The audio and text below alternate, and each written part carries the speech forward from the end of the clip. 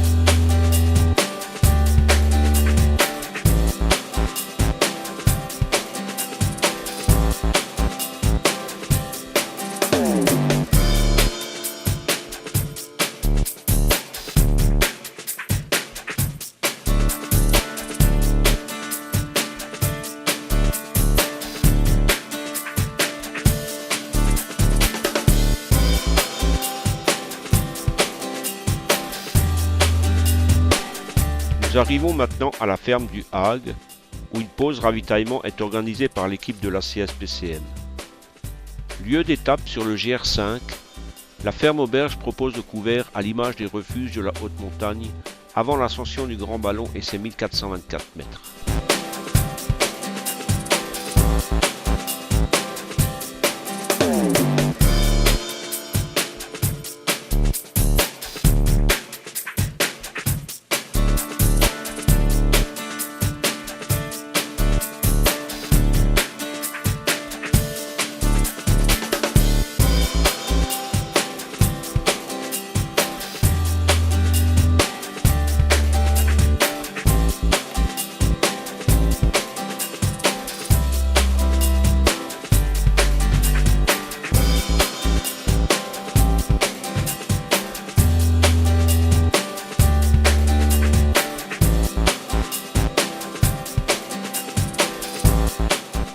Nous voilà arrivés au Grand Ballon.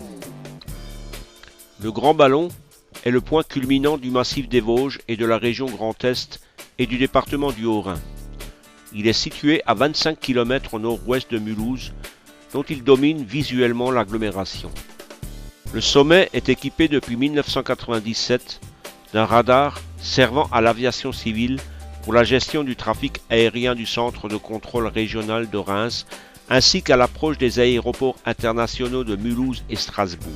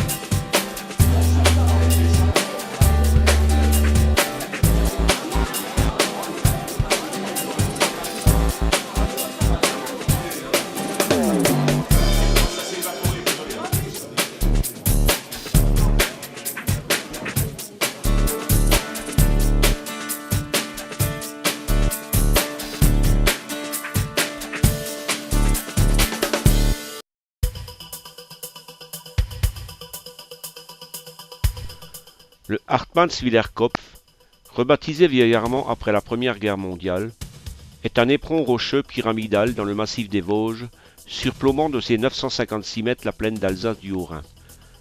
Un monument national y est érigé en souvenir des combats qui s'y déroulèrent durant le premier conflit mondial. Les principaux combats eurent lieu entre le 19 janvier et le 22 décembre 1915, faisant près de 25 000 morts, dont une majorité de Français. Ensuite, le front s'est stabilisé et ne donna lieu qu'à des duels d'artillerie, et qui a valu au sommet le nom de montagne sacrée d'Alsace.